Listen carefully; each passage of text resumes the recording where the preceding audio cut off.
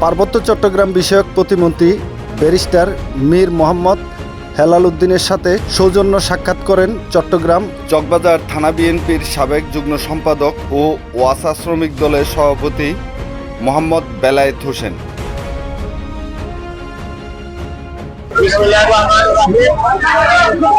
আমরা মূলত আজকে এখানে আসছি দীর্ঘ 17 বছর স্বৈরাচার নির্যাতন করে এবং স্বৈরাচারী তাদের নির্বাচনের পরে স্বৈরাচারের পতন হওয়ার পরে বাংলাদেশে একটা অবাধ ও সুস্থ এবং গণতান্ত্রিক উপায়ে একটা নিরপেক্ষ নির্বাচন হয়েছে। সেই নির্বাচনে বাংলাদেশ জাতীয়তাবাদী দল একক সংখ্যাগরিষ্ঠতা অর্জন করেছে।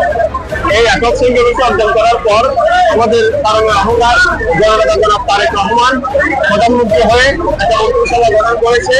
সেই মন্ত্রিসভার মধ্যে আমাদের চট্টগ্রামের অহংকার তারুণ্যের প্রতি জননেতা জনাব মীর হেলালকে ব্যারিস্টার মীর হেলালকে প্রতিমন্ত্রী নির্বাচিত করেছে।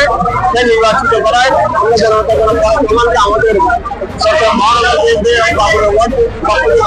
অশেষ ধন্যবাদ এবং কৃতজ্ঞতা জানাচ্ছি। এবং আমরা সেই সুবাদে আমরা আমাদের মন্ত্রীকে শুভেচ্ছা জানানোর জন্য ফুলদি অভিনন্দন জানানোর জন্য আমরা আজকে এখানে উপস্থিত হয়েছি। এটা আমাদের মনের একটা আবেগ আকাঙ্ক্ষা এবং আমরা আমাদের এই আকাঙ্ক্ষাকে আমরা প্রতিফলন যাতে সামনে আমাদের নেতা দিতে পারে সেই জন্য আমরা ওনাকে আজকে ফুল দিয়ে বরণ করে নেওয়ার জন্য এখানে উপস্থিত হয়েছি।